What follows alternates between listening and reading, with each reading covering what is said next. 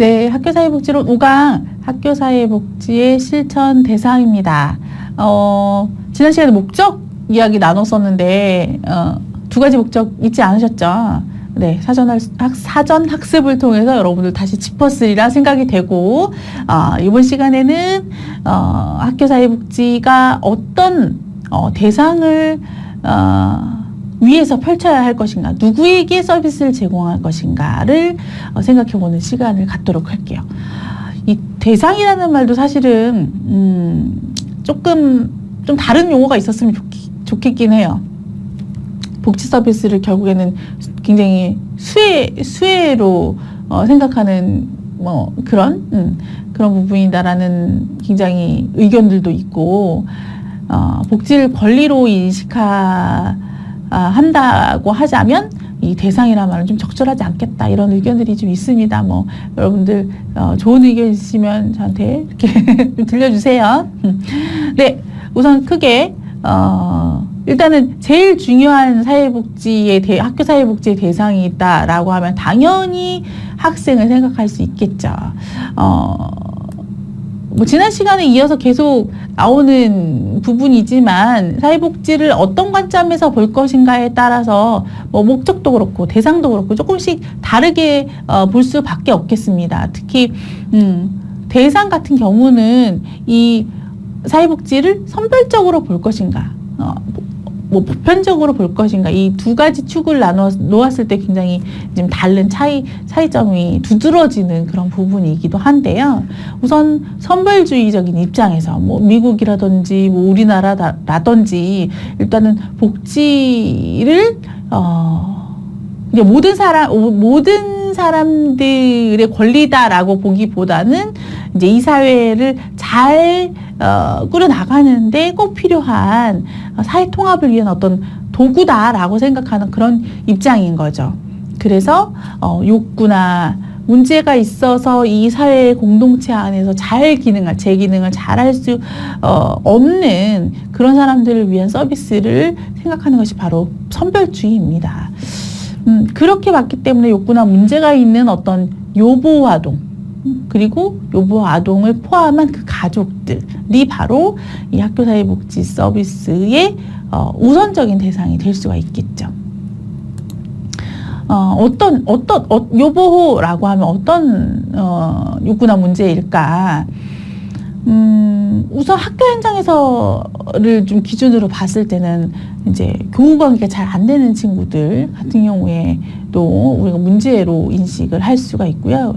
어떤 개인적으로 심리적으로나 정신적인 어떤 문제를 갖고 있거나, 또 학교라는 것이 굉장히 질서가 중요한 곳이고 굉장히 많은 친구들이 함께 생활하고 공부하고 하는 공간이기 때문에 규칙이라는 것이 굉장히 중요할 텐데, 이 학교 규칙을 위반하는, 규칙을 지키지 않아서 다른 사람들한테 영향을 주거나 피해를 주는 그런 학생들, 그리고 위기 상황을 보인 학생, 또 여기서 학습이 너무 부진해서 이 교육과정의 어떤 기본 선을 못 따라가는 그런 학생들도 여기서 문제가 있다라고 볼 수가 있겠고요. 비행, 범죄, 이런 부분들, 그런 학생들을 우리가 여기서 요보 학생이다 이렇게 볼 수가 있겠습니다. 이것뿐이겠습니까? 다양한 욕구 문제에 대해서는 조금 더 표를 중심으로 좀 살펴보죠.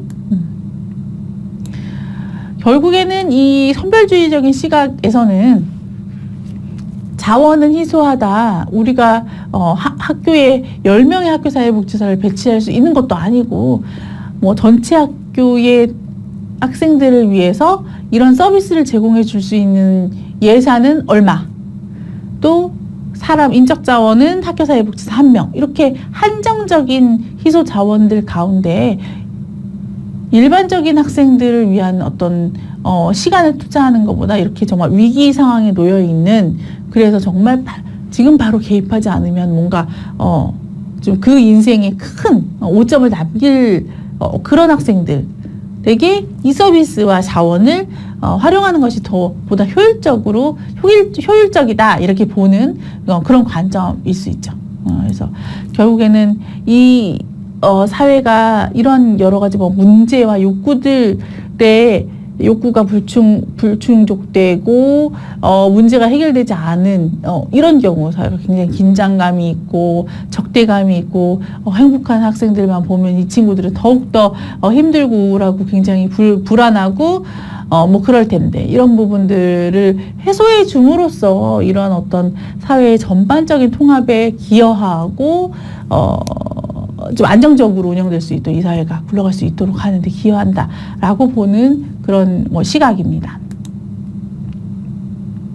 학교사회복지의 대상을 욕구와 문제로 조금 나누어서 볼 수 있을 것 같아요. 먼저 욕구 결핍을 주로 본다면 소득적인 욕구, 빈곤아동이 되겠죠.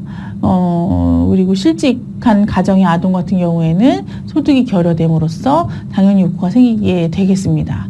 교육 욕구가 결핍된 아동 같은 경우에는 이제 미취학 아동에서 취학으로 넘어가면서 올 수 있는 그런 부분들, 학교 적응의 문제들, 그리고 학교를 다니다가 중도 탈락하는 아동들, 실제 초등학교 지금은 탈락이라고 얘기하기는 조금 지금은 학교의 행정 용어로는 유예라는 말을 쓰고 있죠. 수업 일수가 부족한 그래서 이제 진학하지 못하는 학년이 넘어가지 못하는 그런 학생들을 유예 처리된다라고 이야기하는데 어찌됐거나 그게 유예가 누적이 되면 중도 탈락이 될 수밖에 없는 상황이죠. 끝까지 계속 데려갈 수밖에 없는 그런 부분이지만 그럼에도 불구하고 이 친구들에 대한 어떤 결핍된 욕구는 분명히 있습니다. 요인이 그 중도 탈락의 요인이 무엇이냐에 따라서 다를 수 있겠죠.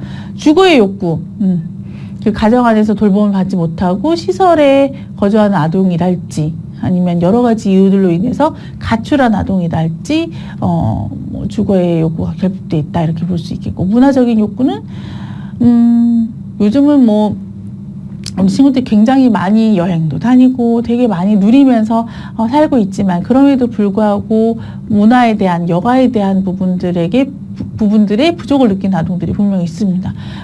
처음에 우리가 필요성 이야기할 때 다른 나라에 비해서 우리나라 청소년들이 그런 부분이 가장 약하다 이런 얘기들 드렸었잖아요.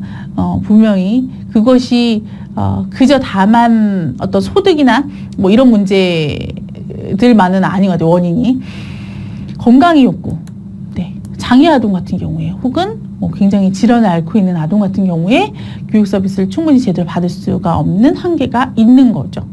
이런 친구들, 이런 욕구가 결핍된 아동들이 바로 1차적인 학교사회복지의 대상이 될 수 있겠다라는 거죠. 자, 두 번째는 문제가 있는 아동들. 그래서 문제 해결이 필요한 아동들을 볼 수가 있겠습니다. 우선 구조적인 문제, 마찬가지 빈곤 아동이죠. 빈곤으로 오는 파생되는 여러 가지 문제들이 있을 수 있겠습니다. 결식이란 문제들도 있을 수 있겠고, 제대로 어떤 갖추지 못해서 학교 생활에 충분히 적응하지 못하는 부분들도 분명히 있을 겁니다. 그리고 빈곤 아동들이 꿈을 가질 수 없는 경우도 굉장히 많아요. 내 꿈을 뒷받침해줄 어떤 재정 지원이 없기 때문에 그럼 그런 거랄지 잠재력을 충분히 갖고 있지만 재능이 있지만 그것들을 발휘할 수 있는 기회조차 갖지 못하는 경우에 이런 구조적인 문제들로 이 문제를 해결해 줄 필요가 있겠다라고 보는 거죠.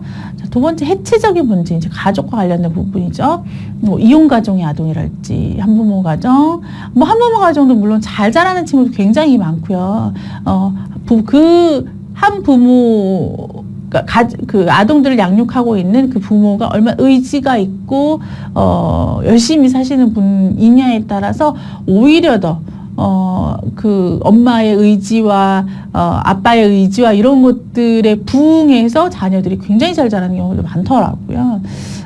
그런데 그럼에도 불구하고 그 결여되는 부분들이 분명히 있다라는 거죠. 피학대 아동 두말하면 잔소리죠. 학대에서 일단 벗어나게 하는 것뿐만 아니라 적절한 보호자의 보호를 받을 수 있도록 정서적으로 충분히 지원을 받아야 되는 부분들이기 때문에 이런 어떤 가족 해체와 관련된 문제들을 해결하는 데 학교사회복지가 1차적으로 고려해야 될 부분이라고 할 수 있습니다. 탈선적인 부분. 일단 학교라는 것이 또 규칙 규정이 굉장히 중요한 조직과 사회잖아요. 비행, 뭐 약물 남용, 범죄 뭐 이런 것들 많이 있을 수 있다라는 거죠. 사실 이 부분은 그냥 복지 서비스로만 해결될 수 있는 부분은 물론 아니죠. 보통은 어떤 법률적인 그런 서비스들도 같이 병행해서 진행을 하기도 하고, 경찰과 함께 가족 같이 만나고 뭐 이런 다양한 뭐 일들이 학교 현장에서 벌어질 수도 있습니다. 그런 문제들을 해결해 줌으로써 그것이 뭐 자이든 타이든 어떤 선택이었든지 간에 마찬가지로 뭐 가해를 했든 피해를 했든 뭐 참여를 동조를 했든 어떤 형태로든지 그들도 마찬가지로 미성숙하고 아직은 지원이 돌봄이 더 필요한 단계의 연령대의 아동 청소년이기 때문에 이런 문제들도 분명하게 학교사회복지의 어떤 1차적인 대상이다 우리가 생각해 볼 수가 있겠죠.